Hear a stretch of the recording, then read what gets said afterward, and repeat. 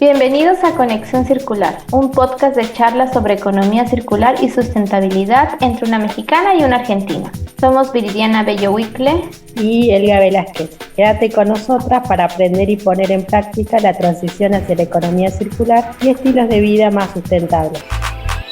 Bienvenidos al episodio 8.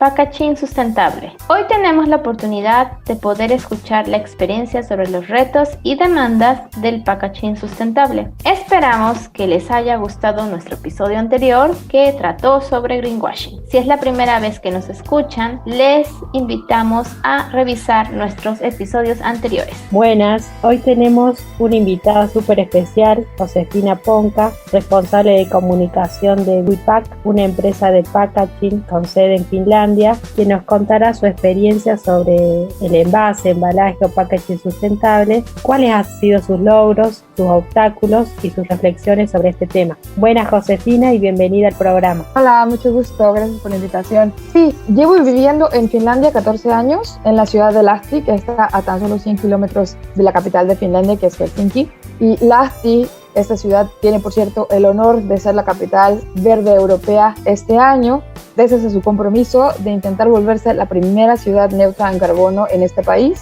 para el año 2025. De hecho, el gobierno de Finlandia se comprometió en volverse el primer país europeo en dejar de emitir gases de efecto invernadero para el año 2035. Yo trabajo para el grupo WePack como coordinadora de marketing desde hace 2 años y a partir de este año también asumo el cargo de jefa de comunicaciones.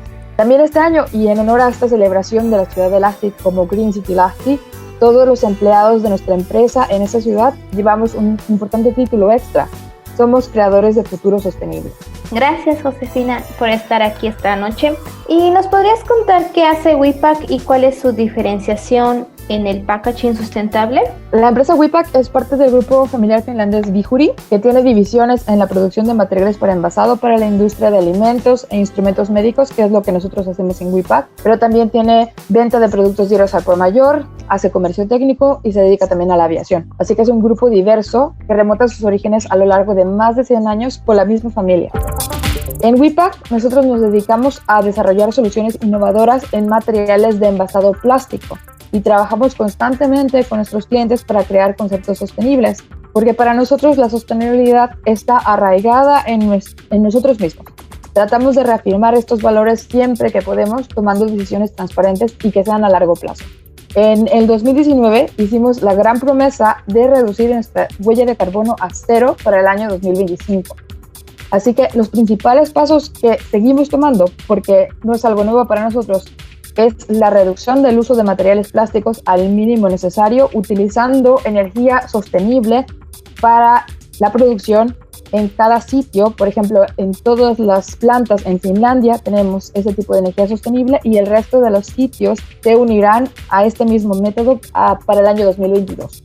Y también utilizando cada vez más y cuando podemos materias primas que vengan ya de origen sostenible. Buenísimo. Y contanos un poco sobre tu experiencia personal, Josefina, sobre el tema de las diferencias que has encontrado vos en relación a la separación diferenciada de residuos en Finlandia con respecto a Latinoamérica. Bueno, la verdad que en Finlandia tenemos un sistema bastante efectivo de recolección de residuos. Más del 99% de los desechos se recuperan, ya sea como materia prima o como energía. Aquí clasificamos todos los residuos en casa antes de llevarlos a los contenedores correspondientes. Esto independientemente de que vivamos en una casa o en un departamento. A medida que la utilización de estos residuos se vuelve más eficiente, el número de los basureros, por ejemplo, municipales, ha descendido de manera significativa. Por lo que me metí a ver, por ejemplo, la página de This is Finland, que ya en el 2019 quedaban menos de 350 basureros municipales. Cuando yo me mudé a Finlandia, en comparación, realmente no existía en México una red efectiva para la separación y recolección de residuos, y por lo que escucho de mi familia, ya que seguimos en comunicación constante, parece que actualmente todavía no hay una norma general de manejo y clasificación de los desechos orgánicos, tal vez o inorgánicos, reciclables, no reciclables, etc. Parece que hay algo parecido, pero solamente en la Ciudad de México. Realmente no estoy segura si esto realmente funcione o si lo estén probando todavía. ¿Y fue fácil para vos adaptarte a esta nueva cultura? La verdad que no fue tan difícil.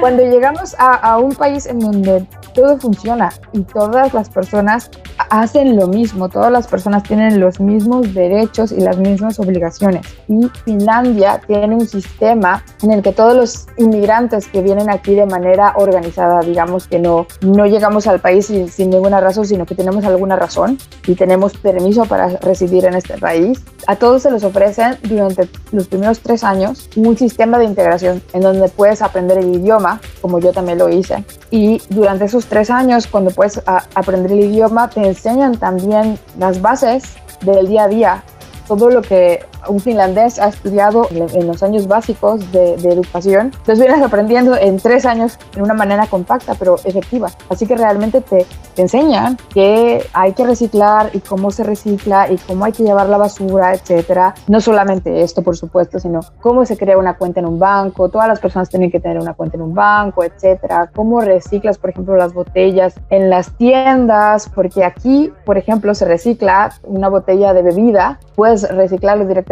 en la tienda después de que hayas consumido el producto y realmente recuperas dinero. Así que todas estas cosas que en Finlandia funcionan te las enseñan. Claro, un sistema de retorno. Y claro, con relación a la aplicación de otras medidas como la reutilización, el reuso. Bueno, aquí, para empezar, en Finlandia realmente les gusta mucho conservar las cosas. Tienen mucho respeto por las cosas y no tenemos, por ejemplo, una cultura de solamente usarlo y tirarlo o pensar que lo voy a renovar el próximo año, sino que cuando tienes algo que funciona, no piensas en cambiarlo.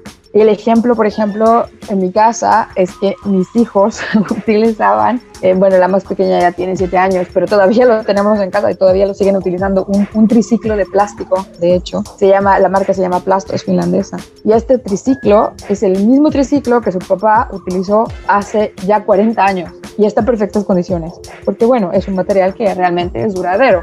Pero lo han utilizado ya 2 generaciones y lo vamos a seguir guardando para la que sigue, para los nietos. Así que esto es muy común, utilizar las cosas. También es muy común comprar cosas usadas y tenemos muchos mercadillos, por ejemplo, en los veranos. Obviamente en Finlandia los inviernos son bastante fríos, pero también hay mercadillos que están cerrados. Es muy común ir a buscar cosas que estén en buena condición aunque sean usadas y no necesariamente comprar cosas nuevas, así que tampoco tenemos tanta basura en ese sentido. Y es porque, por ejemplo, la diferencia entre la cultura latinoamericana y la cultura europea es que no se ve mal que uses algo de segunda mano, mientras que en Latinoamérica lo ves como no es exitoso, ¿no? Si usas algo de segunda mano. Claro, sí, también lo viví porque con mi prima tenemos nuestras hijas, las más pequeñas, tienen más o menos la misma edad, se llevan un par de meses de diferencia y nos seguimos, ¿no?, por las redes sociales. Y algo que también es muy diferente es la cultura. Eso es, por ejemplo, la cultura latinoamericana normalmente tiene muchísimos colores, es muy viva. Y aquí en Finlandia tal vez en ese sentido son más escandinavos, son más reservados, hay más blanco, hay más gris, ese tipo de colores neutros. Y cuando estaba viendo las fotos de la ropa de la hija de mi prima, pensaba que, uy, qué lindos. Y mi madre estaba próxima a venir a visitarme, así que se me ocurrió preguntarle si podía pasarme la ropa que ya no le quedara a su hija para mi hija. Y lo primero que hizo fue realmente preocuparse porque pensaba que yo tenía problemas económicos aquí, porque para ella no podía concebir que yo quería su ropa usada y que no la tenía que traer desde México hasta Finlandia. Así que sí, es un poco diferente la cultura. Bueno, y pasando ya de lleno al tema que nos convoca hoy, que es muy interesante conocer la visión que tienen de cultural los finlandeses y latinoamericanos, pero también en relación a la empresa WePack, es interesante cómo vienen avisorando el tema de packaging sostenible o sustentable. Queríamos entender un poco el concepto, Josefina. ¿Cuál es la diferencia en relación al packaging convencional? Bueno, para nosotros el packaging sostenible representa que estamos creando envases que ya están pensados en un enfoque central en la economía circular, la cual implica reducir reciclar y reutilizar materiales y los productos existentes siempre y todas las veces que sea posible. Para reducir nuestro impacto medioambiental, nos enfocamos en el desarrollo de envases sostenibles pensados ya en la reducción del consumo de material al mínimo indispensable y soluciones que sean por lo menos técnicamente reciclables, porque el reciclaje, en el caso de Europa, depende realmente, los sistemas de reciclaje dependen de cada país. Todavía no tenemos un sistema homogéneo para toda Europa. Y que contengan siempre que sea posible materiales obtenidos con energías renovables, así como desarrollar nuevas tecnologías y nuevos modelos basados en este tipo de conceptos sostenibles. Tal vez la diferencia más grande es que la gran mayoría del packaging actual, desgraciadamente, todavía no está diseñado con la potencia en convertirse en un material de reuso, sino que el packaging actual tiene un ciclo de vida muy corto que al final se convierte en desecho. Ese es el problema. Entonces es básicamente lo que queremos, es como reducir, ¿no? Y reciclar y tratar de seguir lo que nos ha enseñado el Rey León, reutilizar todo. Bueno, ¿y cuáles son los beneficios y qué materiales utilizan en este empaque? Bueno, nosotros nos esforzamos constantemente en desarrollar soluciones que permitan esa reducción significativa en los materiales que utilizamos, pero que al mismo tiempo ofrezcan la mejor protección del producto que resguardan, sobre todo en el caso, por ejemplo, de la comida. Claro que lo más importante para nosotros es proteger la comida y proteger esos recursos, ya que para hacer, por ejemplo, esta comida que está ya en nuestro empaque, se han utilizado ya estos recursos. El packaging juega un papel fundamental en la prevención y reducción del desperdicio de alimentos, los cuales normalmente tienen una mayor huella de carbono en comparación con el envase que los resguarda. Actualmente podemos producir films flexibles de termoformado un 25% más finos que los films convencionales con nuestra tecnología de coextrusión y rediseñamos estos envases para convertirlos en soluciones monomateriales, que significa que utilizan un gran número o un gran porcentaje de material. Normalmente las poliolefinas son de los plásticos más comunes y económicos que se utilizan en el packaging.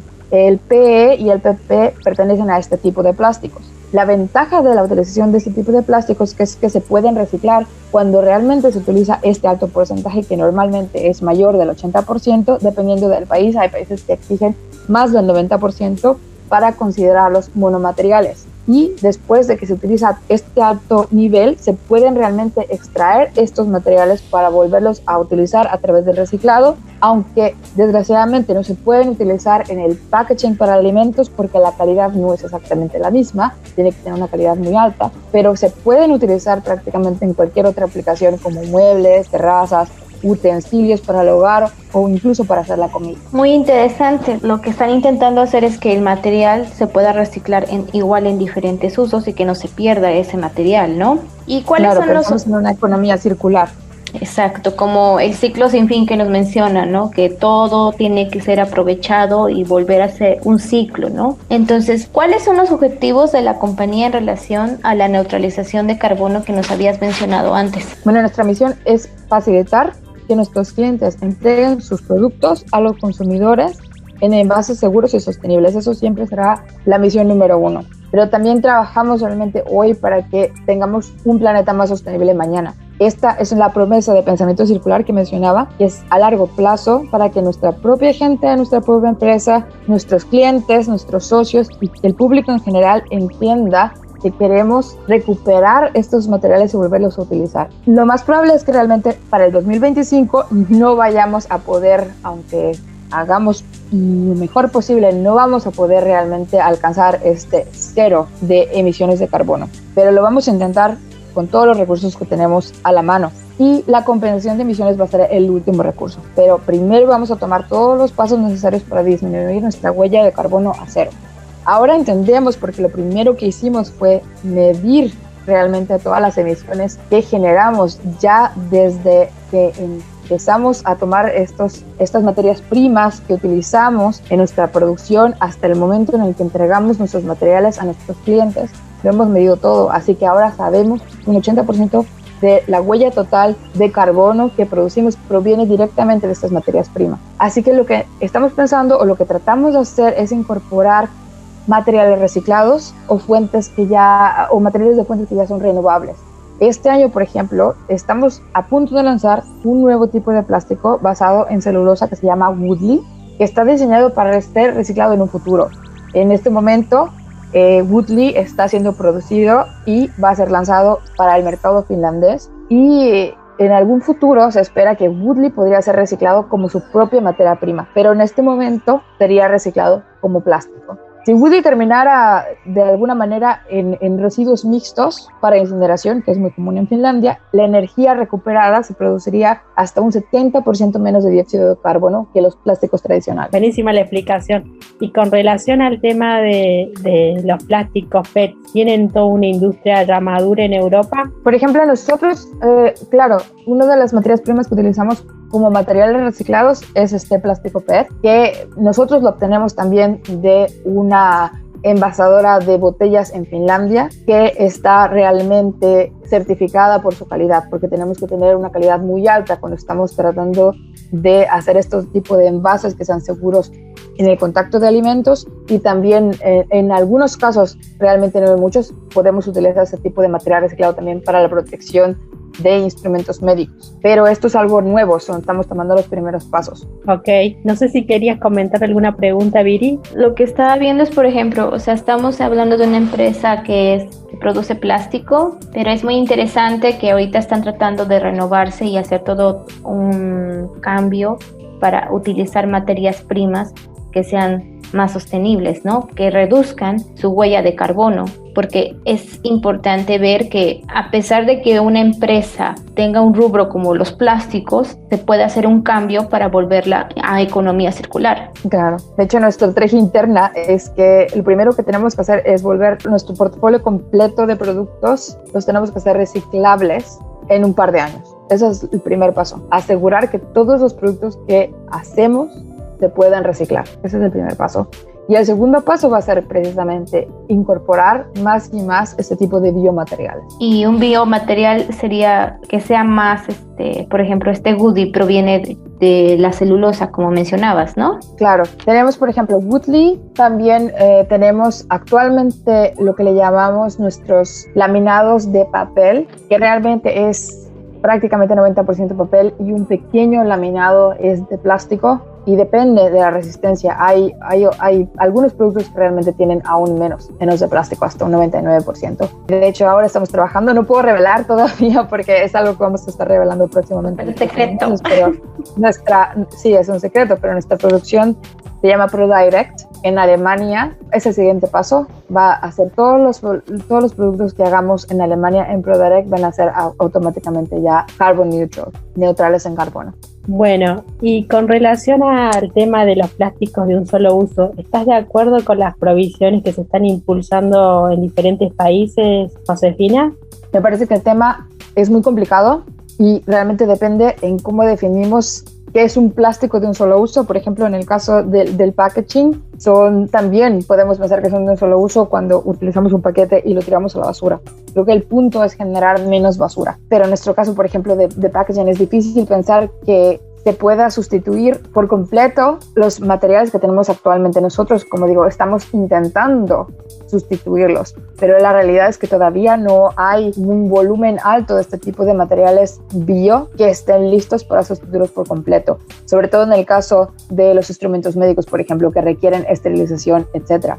Claro que en el caso de los tenedores, los cuchillos, las cucharas, etcétera, normalmente en una primera instancia pensamos que tiene sentido reemplazarlos con elementos que se produzcan con productos de fibras vegetales. Pero yo me pregunto, por ejemplo, ¿qué pasará si estas fibras vegetales no son obtenidas de manera sostenible? ¿Quién va a estar vigilando que realmente así sea? Y otro problema que personalmente me parece enorme es que los filtros de los cigarrillos son el segundo artículo de plástico de un solo uso que contaminan más en el mundo, y sin embargo no tenemos normas que realmente estén regulando el uso de los cigarrillos o la producción de los cigarrillos. Un solo cigarro contamina entre 500 y 1000 litros de agua. ¡Wow! ¡Qué increíble! Eso no lo sabía. El tema de la huella hídrica es algo también interesante para un podcast, así que vamos a estar tomando notas. Y hablamos mucho de reciclaje, reciclado, entonces estaría bueno como saber cuál sería como la diferencia entre reciclable y reciclado. y cómo se lo identifica en un packaging.